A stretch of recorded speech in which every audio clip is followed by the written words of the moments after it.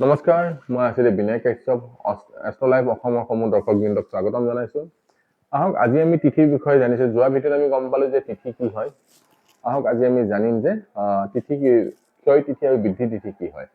ক্ষয় তিথি আৰু বৃদ্ধি তিথি এই দুটা তিথিয়ে শুভ কৰ্মৰ কাৰণে শাস্ত্ৰই মানা কৰি থৈ দিছে। মনত ৰাখিব যে যদি কোনো এটা তিথি ক্ষয় হয় বা বৃদ্ধি হয়, লাগিলে সেইটো ভদ্ৰা নন্দা তিথিয়ে হওক বা ভদ্ৰা জয়া বা পূৰ্ণা তিথিয়ে হওক, তেনেহলেও তাত কিছুমান শুভ কৰ্ম কৰাৰ কাৰণে শাস্ত্ৰই মানা কৰি থৈ দিছে। সেইকাৰণে আমি জানিব লাগিব যে এই ক্ষয় তিথি বা বৃদ্ধি তিথি হয় কি।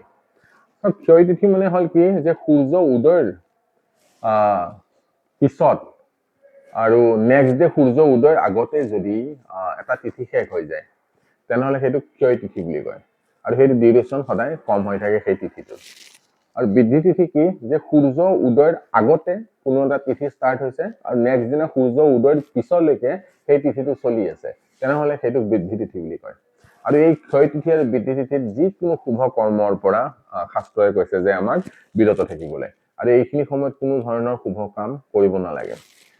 নহলে কি হয় যে মানুহৰ জীৱনত কিছুমান অনৰ্থক কিছুমান আনৱান্টেড প্ৰব্লেম কিছুমান অহা দেখা পোৱা যায়। সেইকাৰণে আমি যেতিয়া বিচাৰ কৰিম, তেতিয়া আমি এজ এ হোল অকল পঞ্জিকা চালো, পঞ্জিকাত এই তিথিটো ভাল, অমুক তিথিটো বেয়া, সেই বস্তুখিনি নাচাই অন্তত সেই তিথিটো যিহেতু আমি ডিউৰেশ্যনটো জানিব লাগে, সেই ডিউৰেশ্যনটো যেতিয়া আমি গম পাম, সেইমতে যেতিয়া আমি কিবা এটা শুভ কৰ্ম কৰিম, তাৰ ৰিজাল্ট পোৱাৰ চান্সেছটো বহুত বেছি থাকে। সেইকাৰণে মনত ৰাখিব, এনেকুৱা সময়ত আমি তিথি কৰিব লাগে যিটো শাস্ত্ৰসন্মত হয়।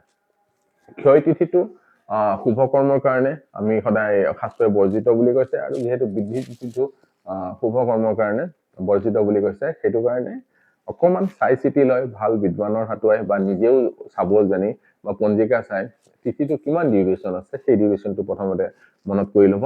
তাৰ পিছত যেতিয়া শুভ কৰ্ম কৰিব, তাত ভাল ৰিজাল্ট পাব। আকৌ এবাৰ আপোনালোকক জ্ঞাতাৰ্থে জনাই দিওঁ যে আমি কোনো দিনাখন ক্ষয় তিথি বা বৃদ্ধি তিথিত শুভ কৰ্ম কৰিব নালাগে। ক্ষয় মানে হল যে এই তিথিটোৰ ডিউৰেশ্যনটো কম, আৰু বৃদ্ধি মানে হল সেই তিথিটোৰ ডিউৰেশ্যনটো বেছি।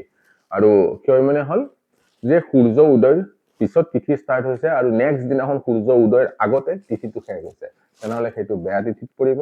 আৰু বৃদ্ধি তিথি হল যে সূৰ্য উদয়ৰ আগতে তিথিটো ষ্টাৰ্ট হৈছে, নেক্সট দিনাখন সূৰ্য উদয়ৰ পিছলৈকে সেই তিথিটো চলি আছে, এইটো বৃদ্ধি তিথি হয়। এইকেইটা বস্তু যেতিয়া আমি নিজে ভাবি চিন্তি যেতিয়া জানি ল'ম, জানি যেতিয়া শুভ কৰ্ম কৰিম, তেতিয়াহ'লে ভাল ফল পাম। আৰু যদি ক্ষয় বা বৃদ্ধি তিথি থাকে, তেনেহ'লে তাত নকৰাটোৱে ভাল হ'ব। ধন্যবাদ।